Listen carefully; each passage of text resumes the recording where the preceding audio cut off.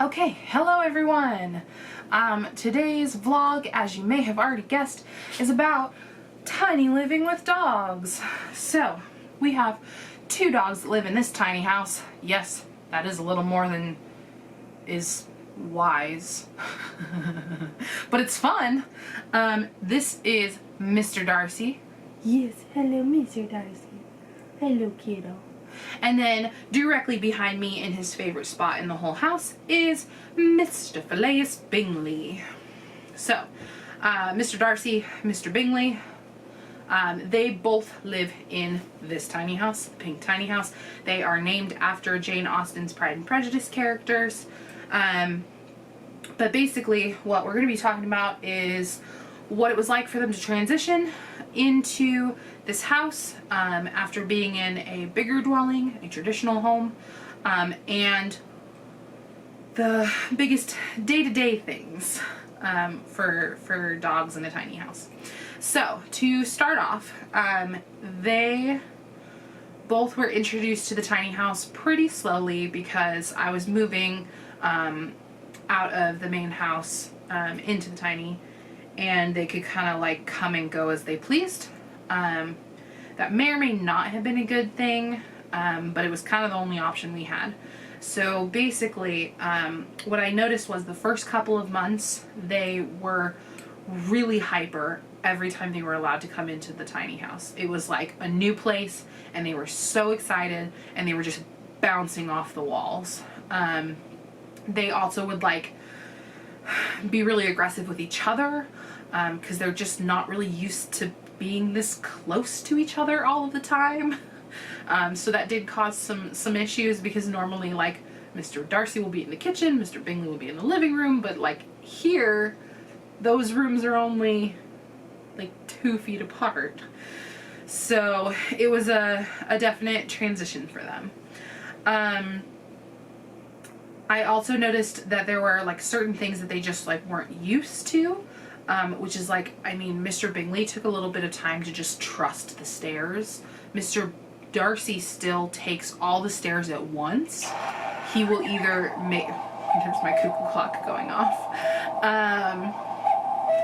Yeah, so basically he'll take all the stairs in one giant leap, or he just won't walk up the stairs. He still hasn't figured out how to do that. But he has figured out how to do the stairs to the loft, just not the stairs to the entrance. So, what else, Mr. Darcy? He had a hard time being quiet because he could like hear things in this house that he couldn't necessarily hear from the house, like the cars rolling by. So he actually has a bark collar. It's not a shock, it's just a beep that reminds him that he shouldn't be barking. Which we thought was the nicest way to kind of retrain his little brain, because he just wants to bark at the dogs walking by, and he wants to bark at the cars driving by, and he wants to bark every time someone opens the garage door next to us. So yeah, we had to kind of teach him that, you know, here we have to be quiet. Yeah, there was also a transition when it came to sleeping, because it used to be that like when your bed is on a bed frame, your dogs will treat it differently than when it's on the floor. So it's, my mattress right now is like on the floor of the loft bedroom, and they can reach it very easily. So they're like, so it's my bed, right? No, it's not. This one kind of has a little bit more aggressive alpha tendencies, so it wasn't the healthiest thing for him to be like sleeping in the same bed as the alpha. So I had to put a very distinct like mat on the floor of the loft bedroom next to the bed, and then I would say on your bed, and I would have to have him get onto his bed, and I had to train him that that was his. We also had to do some basic training that like the loft is for sleeping and not for playtime. So they can play down here, but once they're in the loft, they're supposed to be calm and sleeping. There's also, because they can access me because I'm lower to the ground than I was before in a bed frame, we had to kind of teach them that Like, no, if Sarah is sleeping, we let her sleep and we don't boop her in the nose until she pets us at 4 in the morning. So that was a little bit, just a little bit rough. And Mr. Bingley started sleeping out here much sooner than Mr. Darcy did, just because he adjusted a lot better and a lot faster. And he does not try to boop my nose or my face or mostly my eye when I'm sleeping. So yeah, so that basically covers the transition. I would say it was probably like 3 months before they really felt comfortable in here, and until they kind of accepted it enough that their like normal personality was what was happening in here, versus like the main house had their normal personality all the time, and then they would get here and be all like frazzled. Yeah, so that took a bit. So while I'm figuring out all the other stressful things about moving into a new home, I had to make sure that I was like giving Mr. Darcy enough exercise, and I was training them to have really good habits going forward, because otherwise I would probably get booped in the face till the end of my days. So as far as the day-to-day, you can probably see that my normal pink couch that is normally in all of my Instagram photos and that looks pristinely clean is underneath a quilt right now, and that is how it stays pristinely clean. I have an issue where the dogs will run outside and the sprinklers will have just gone off, and they'll run back inside and just mud print the whole whatever they touch. So this quilt is for basically fur, because he's a huge shedder, and mud. Yeah, fur and mud. Yeah, so I take the quilt off whenever there's like a special occasion, whenever I'm doing a photo shoot. Usually when I'm filming, I take it off, but since we're showing you the true dog experience, this is what you get, the dog quilt. Yeah, so there's that. This kid, because he sheds so much, I do have to vacuum on a really regular basis. Like every week. Every week I have to vacuum and do a couple of other steps in order to keep just all the things that they're tracking in and all of the fur that they're shedding under control. Because they do track in these little like bits of leaves somehow, and so you end up with these just speckles all over the floor. Yeah, so every single week I am vacuuming. I'm also taking this thing called a fur slayer. It's basically like a giant lint roller, to get all of the stuff that doesn't vacuum up like really out of the carpet, because it tends to get pretty ground into the fibers. Yeah, so the other thing is bathroom. Because they're small dogs, they have a proportionally small bladder. You think that would mean they require less water, but unfortunately, both of my dogs are just big drinkers, and so potty time is all the time. So what we've been doing is we do have to take them out pretty frequently, but even like during the night, we don't necessarily last the whole night. So I make sure that the kitchen rug and the front door mat both get leaned up so that they can't get peed on. And then I put down a like puppy pad, just in case they like really can't hold it.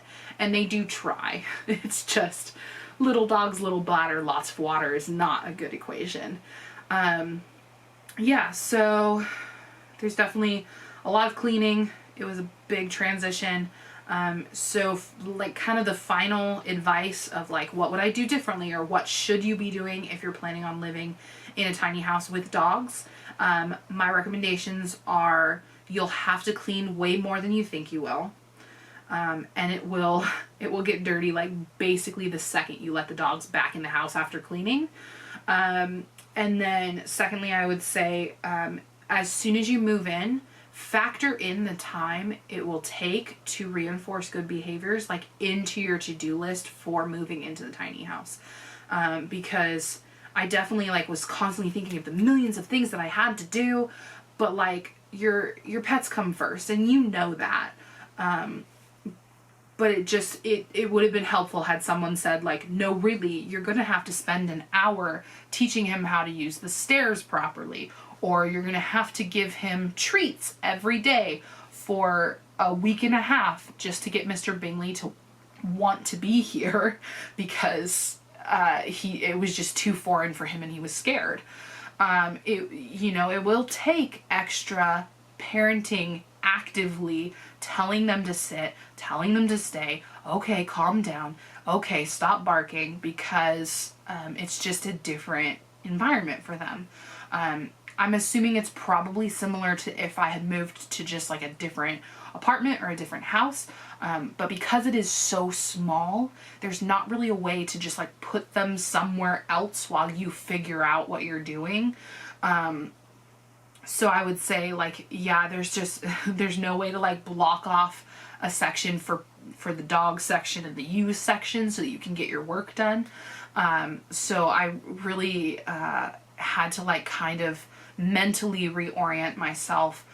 Okay, it's gonna take a while, and I'm just gonna build it into my schedule for that day that the dogs are probably gonna need more attention than they did before in a different house. Yeah, and I would say I can only really speak to smaller dogs because Mr. Darcy is 16 pounds. Mr. Bingley is 10, 11? How much do you weigh, Mr. Bingley?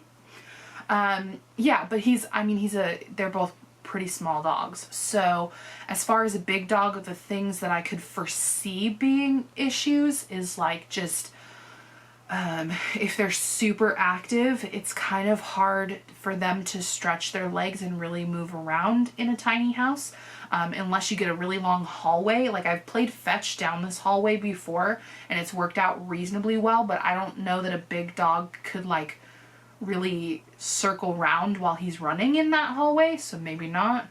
And then as far as sleeping, like if both of these dogs sleep up in the loft with me, it does get warm really quickly. So I could foresee a larger dog like really heating up the place really quickly.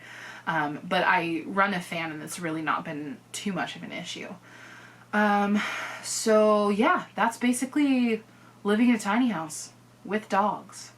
It's basically like living with dogs normally, but you're in a tinier space.